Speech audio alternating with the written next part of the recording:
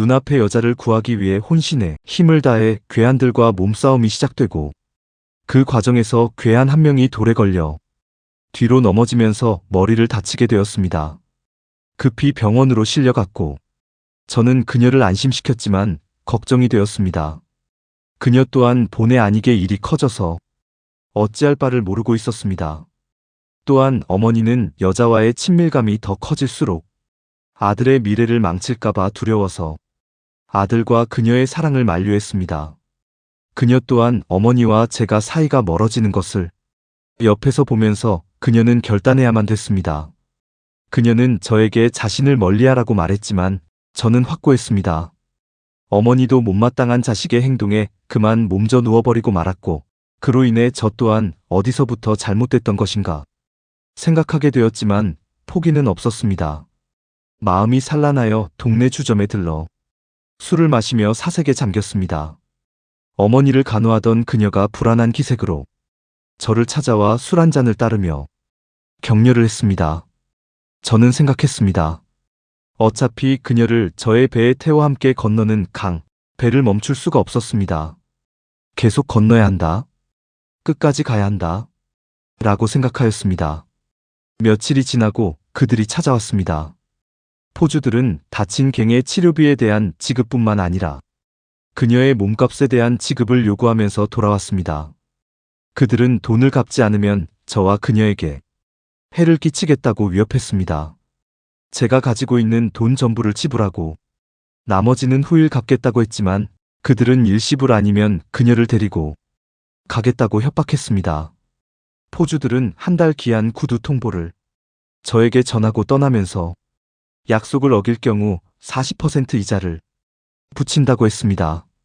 저는 그녀를 보호하기 위해 돈을 벌 수 있는 방법을 모색했지만 빠른 시간에 벌 수 있는 방법이 없었습니다. 일단 근무 외의 일을 만들어 시작했습니다. 그녀도 저의 사심없는 마음에 감동을 받았는지 저를 더욱 사랑하기 시작했습니다. 지금까지는 저의 사랑이 그녀를 향했지만 이제는 그녀가 더욱 저를 사랑했습니다. 하지만 어머니는 연세가 있어서인지 병에 호전이 없었고 그녀는 어머니를 지극정성으로 병간호에 힘썼습니다. 어느 날 어머니는 저를 부르셨습니다. 그녀의 행동이 어머니를 감동하게 했는지 저에게 말씀하셨습니다. 사람이 귀하고 처남이 어디 있겠니? 그래도 너를 생각하면 좀 더 나은 처자를 만났으면 하는 게 부모의 마음이다. 그리고 잠시 숨을 길게 들이쉬고 그녀의 마음만큼은 어느 처자보다 나은 것 같다. 혹시 내가 가더라도 잘 지켜주었으면 좋겠다. 어머니 말씀에 저도 모르게 눈가에 눈물이 흘렀습니다. 지금 생각해보면 그때 어머니 말씀이 마음에 맺혔고 죄송함에 눈물이 흐르지 않았나 싶어요. 그 후 추운 겨울이 지나고 초봄이 오면서 어머니는 돌아가셨습니다. 그녀는 어머니가 돌아가신 게 본인의 문제가 컸다고 생각했습니다. 그래서인지 저를 향한 마음이 지대하게 컸습니다. 어느 날은 늦게까지 밖에서 일을 하고 들어오는데 먼 발치에 그녀가 보였습니다. 이상하게 그날따라 그녀가 사랑스럽게 보였습니다. 단숨에 그녀에게 다가가 크게 포옹하며 사랑의 키스를 퍼부었습니다. 그녀는 놀라면서 저를 받아주었습니다. 밖에서 불편한 일이 있었어요? 저는 웃으며 그냥 당신이 좋아서요. 늦은 저녁을 먹고 하루 있었던 이야기를 나누며 생애 그녀와 긴 행복을 만끽하며 시간을 보냈습니다. 행복도 잠시. 벌써 한 달이라는 시간이 다가오고 있었고 3,800만 원을 준비하는 데는 턱없이 부족한 시간이었습니다. 저는 친구와 상의하면서 폭행 합의금의 방법을 찾을 수 있었지만 부족했습니다. 할 수 없이 친분이 있는 파출소 소장님께 부탁을 드렸습니다. 이미 자초지종을 알고 계신지라 누락된 부분만 더 말씀드렸습니다. 곰곰이 생각하시더니 돕겠다고 하셨습니다. 그녀의 몸값 위임장을 무효로 할 수 있는 방법을 찾아보겠다고 말씀하시면서 상해를 입힌 문제는 해결해야 한다고 말씀하셨습니다. 저는 다시 한번 동네 친구와 의논하면서 그 부분은 해결할 수가 있었습니다. 하지만 그녀의 몸값 2,300만 원은 소장님께 희망을 거는 수밖에 없었습니다. 시간이 가고 이제 그들과 만나는 날이 되었습니다. 하지만 문제가 생겼습니다. 소장님께서 진행하시던 위임장 무효 소송이 아직 결론이 안 났다는 것을 당일 알게 되었습니다. 저는 어떻게 해결해야 하나 생각했지만 방법이 없었습니다. 알만한 지인에게 부탁을 드려봤지만 돌아오는 대답은 그녀와 헤어지는 것이 좋지 않겠니 하셨습니다. 순간순간 매정하다는 생각이 들었지만 이해했습니다. 어머니도 그녀로 인해 돌아가셨다고들 생각하시고 있기 때문이라는 것을 잘 알고 있기 때문이었습니다. 오후 4시에 그들이 찾아왔습니다. 저는 상해 합의금 1,500만 원을 준비하고 그들에게 말했습니다. 그녀의 빚은 좀 더 후에 갚으면 안 되겠냐고 물었습니다. 그들은 단호했습니다. 그녀를 내놓지 않으면 40% 고리 이자를 내야 한다고 말하자 그녀는 저를 불렀습니다. 더 이상 저에게 부담을 줄 수 없다고 그녀가 생각했는지 그녀는 그들을 따라가겠다고 말하며 위임장 무효 소송을 부탁했습니다.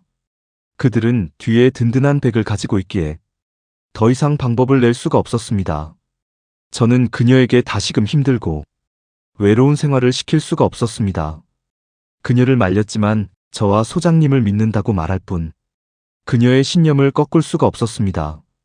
멀리 떨어진 곳에 가 있는 것은 아니지만 그래도 걱정은 이만저만이 아니었습니다. 할 수 없이 각서받고 상해 비를 건네주고 그녀도 그들과 함께 떠났습니다. 저는 주막에 들러 밤새도록 술을 마시며 눈물을 흘렸습니다. 다음 날 퉁퉁 부은 얼굴로 출근했고 그날 퇴근길에 소장님을 만나 다시금 부탁을 드렸습니다. 사실 소장님도 그녀와 멀리하길 바라지만 제가 너무 좋아하니 소장님도 어쩔 수 없이 다시금 좋은 방향으로 해결해 보겠다고 약속하셨습니다. 그녀는 마음의 준비를 하고 그날 용주골로 들어갔지만 포주들은 그녀를 강제로 겁탈하듯 유린의 다음 날까지도 실신에 일어나질 못했습니다. 그녀에게는 희망이 있었습니다. 자기를 기다려주는 그가 있기에 무너지지 않았습니다. 그를 생각하면 그녀는 다시금 용기를 내어 일어설 수 있었습니다. 그렇다 하더라도 하루하루가 너무 힘들고 괴로웠습니다. 과거에는 사랑을 줄 필요도 받을 필요도 느끼지 못하며 살아왔지만 지금은 사랑하는 사람이 있기에 더 괴롭기도 하였습니다. 이제는 자신의 몸을 더럽히는 것이 점점 싫어지게 되었고 그러면 그럴수록 포주들은 그녀를 더욱 유린하였습니다. 포주들은 그녀가 일반인처럼 살아가는 것을 바라지 않았습니다. 그녀는 돈을 벌어다주는 몸이 되길 바랬습니다. 그녀가 용주골에 끌려간 지 15일이 지난 어느 날 소장님이 저를 찾는 전화가 왔습니다. 위임장 무효 소송이 끝났다고 말씀하시며 내일 절차를 밟아 포주를 만나러 가기로 말씀하셨습니다. 동네 파출소 3명하고 동네 청년 몇 명을 준비하여 용주골에 들어가기로 했습니다. 다음 날 경찰과 저와 동료는 용주골로 소리 소문 없이 들어갔고 포주를 만난 후 위임장 무효 소송을 그들에게 말했습니다. 그들은 있을 수 없는 일이라고 말하며 발광했지만 법원에서 나온 무효 소송은 과거 전 포주가 교도소를 가기 전에 위임하였더라도 범죄로 저질러진 위임장은 무효라는 것이 법원 확정 판결에 쓰여 있었습니다. 그동안 소장님이 저를 위해 위임장 무효 소송을 빨리 해결하려고 분주히 뛰어다녔습니다. 그녀를 집으로 데리고 왔습니다. 비록 2주 정도 있었지만 몸도 마음도 피폐해져 있었습니다. 그날 저녁 하염없이 눈물을 흘리는 그녀를 조용히 안아줬습니다. 다음 날 오후까지도 그녀는 일어나지 못했습니다. 몸보다도 마음을 많이 다친 그녀를 안타깝게 생각하며 건강하기를 바랐습니다. 저녁 때쯤 그녀는 일어났습니다. 그녀를 위해서 무엇을 하면 좋을까 생각하다 이사를 해야겠다고 결심했습니다. 그녀가 자유로운 삶을 살 수 있도록 해주고 싶었습니다. 그러지 않아도 봄이 오면 한참 이사가 오가고 하지만 저는 한 번도 여기를 떠난 적이 없었습니다. 저는 동네 친구와 상의하고 파주 시내 어딘가를 알아보기로 하고 준비했습니다.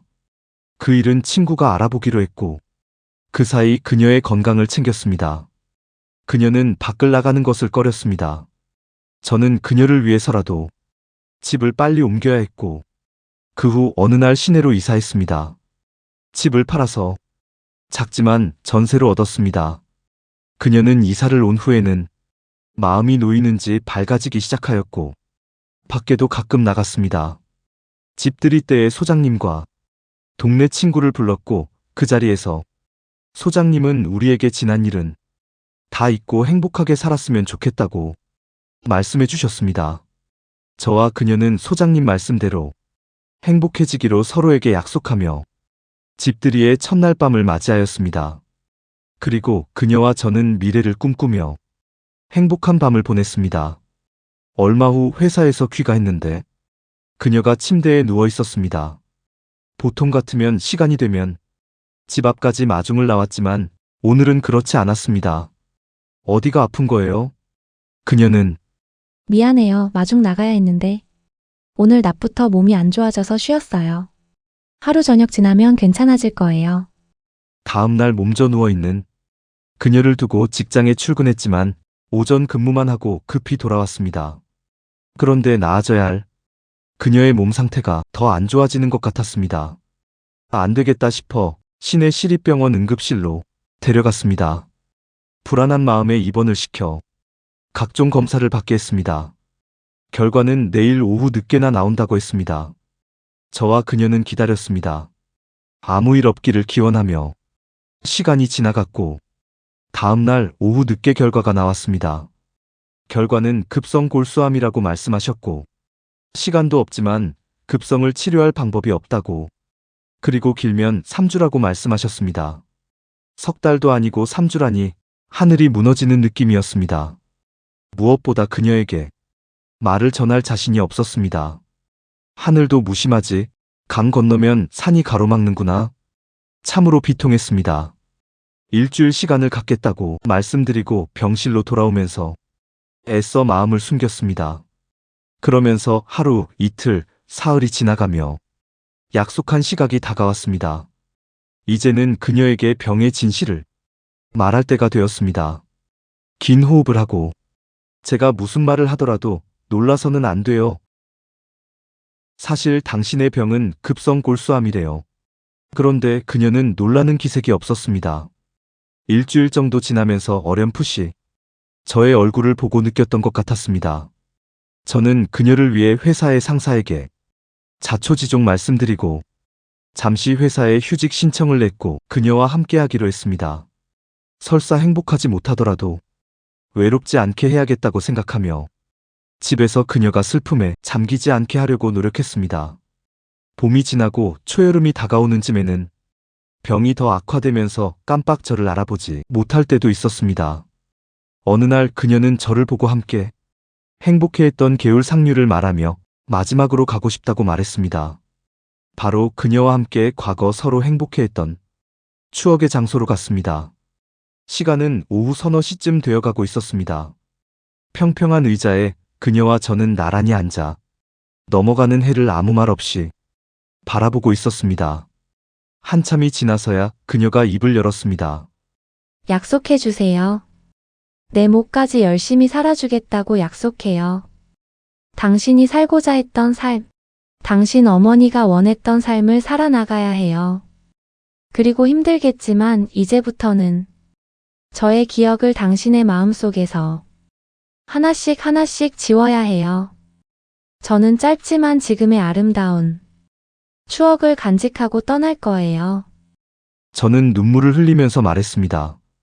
그렇게 말하지 마세요. 아직 시간이 있어요. 푸르른 초여름에 향취를 느껴보겠다고 말했잖아요. 그녀는 저의 어깨에 머리를 기대며 점점 작아지는 목소리로 그녀는 계속 이야기를 이었다. 지금도 볼 수 있어요. 지금도 아름다워요. 저는 저녁 노을을 바라보며 그녀를 안고 하염없이 눈물을 흘리고 있었습니다. 그녀는 항상 갈망했던 행복을 발견한 것처럼 평화로운 모습이었습니다.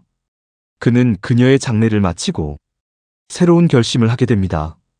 그녀와 어머니를 위하고 나를 위해서라도 후회 없는 멋진 인생을 살아보자고 다짐하며 두 주먹을 불끈 쥐며 일어서 나아갑니다.